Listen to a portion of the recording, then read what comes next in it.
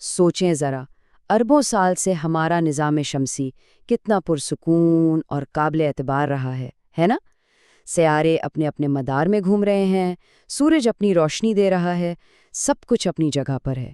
لیکن کیا ہو اگر کوئی کائناتی بلا، کوئی کاسمک مانسٹر اس سارے سکون کو درہم برہم کرنے آ جائے؟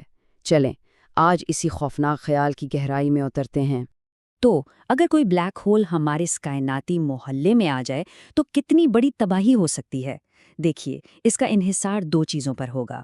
ایک تو یہ کہ بلیک ہول کی جسامت کتنی ہے، اور دوسرا یہ کہ وہ ہمارے نظام شمسی کے کتنے اندر تک آ جاتا ہے۔ اچھا، تو سب سے پہلے یہ سمجھ لیں کہ بلیک ہول اصل میں کوئی سوراخ نہیں ہے۔ یہ تو سمجھیں کہ بہت بہت زیادہ مادہ ہے جسے ایک ننھی سی بہت ہی چھوٹی جگہ میں ٹھونس دیا گیا ہے، اور اسی وجہ سے نا ان کی کشش ثقل یعنی گریوٹی اتنی زیادہ ہوتی ہے، اتنی کہ روشنی تک اس سے بچ کر نہیں نکل سکتی، اور اگر کوئی چیز اس کے بہت قریب چلی گئی تو بس وہ بھی ایک نا ختم ہونے والے چھوٹے سے نقطے میں دب کر رہ جائے گی۔ تو اب دو ممکنہ حملہ آوروں پر نظر ڈالتے ہیں۔ ہمارے سامنے دو قسم کے بلیک ہولز آ سکتے ہیں۔ ایک ہے سپر میسو بلیک ہول، یعنی بہت ہی بڑا، اور دوسرا ہے سٹیلر بلیک ہول، یعنی ستارے کے سائز کا۔ پہلے بات کرتے ہیں سپر میسو بلیک ہول کی، بالکل ویسا جیسا ہماری ملکی وے گیلیکسیا کے بیچ میں ہے۔ یہ دیوا قامت افرید تو کئی نوری سال کی دوری سے ہی مصیبت کھڑی کر سکتا ہے۔ یہ اپنی زبردست کشش ثقل سے اپنے راستے میں آنے والے سیارچوں اور دوسرے اجسام کو سیدھا ہماری طرف پھینک سکتا ہے، جس سے ہمارے پورے نظام میں ایک خطرناک بمباری شروع ہو جائے گی۔ اور اب تصور کریں ایک سٹیلر بلیک ہول کا۔ یہ ہمارے سورج سے 20 گنا تک زیادہ بڑا ہو سکتا ہے۔ اس کا حملے زیادہ ذاتی قسم کا ہوگا۔ یہ ہمارے نظام شمسی کے اندر آ کر تباہی مچائے گا، ہر طرف افراتفری پھیلا دے گا۔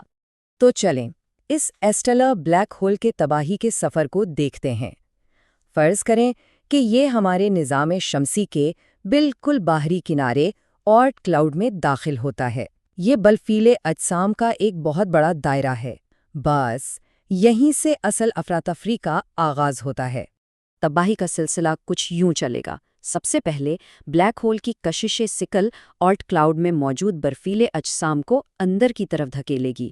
پھر جیسے جیسے یہ قریب آئے گا، سارے سیاروں کے مدار، ان کے راستے سب گڑبڑ ہو جائیں گے، اور پھر یہ ہمارے نظام کے سب سے بڑے سیارے مشتری پر حملہ کرے گا، اس کی گیس کھینچ کر اسے نگل لے گا۔ اس ساری کائناتی گڑبڑ میں ہمارے اپنے سیارے کا کیا ہوگا؟ ظاہر ہے حالات اچھے نہیں ہوں گے۔ بلیک ہول کے اثرات تو تبھی سے شروع ہو جائیں گے جب وہ پلوٹو جتنی دوری پر ہوگا۔ سب سے پہلا اثر یہ ہوگا کہ اس کی کشش ثقل ہمیں ہیبیٹیبل زون سے باہر کھینچ لے گی۔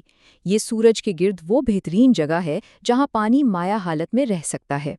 ماحول میں اتنی تیزی سے تبدیلی آئے گی کہ ہم انسانوں کے لیے اس سے نمٹنا شاید ناممکن ہوگا۔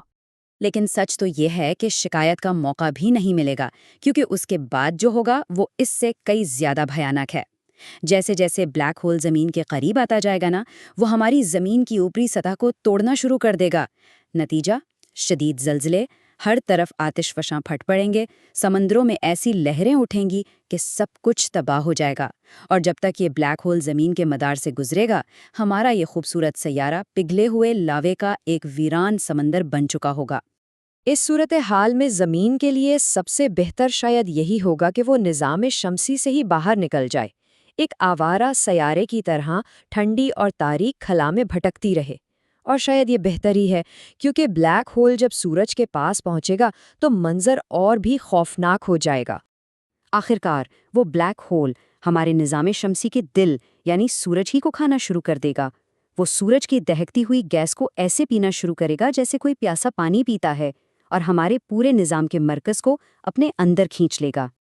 اور اگر کسی طرح ہماری زمین اس آخری تباہی کو دیکھنے کے لیے وہاں موجود رہی تو اس کا انجام بہت تیز اور حتمی ہوگا۔ اسے ٹکڑے ٹکڑے کر دیا جائے گا اور آخرکار بلیک ہول اسے بھی نگل لے گا۔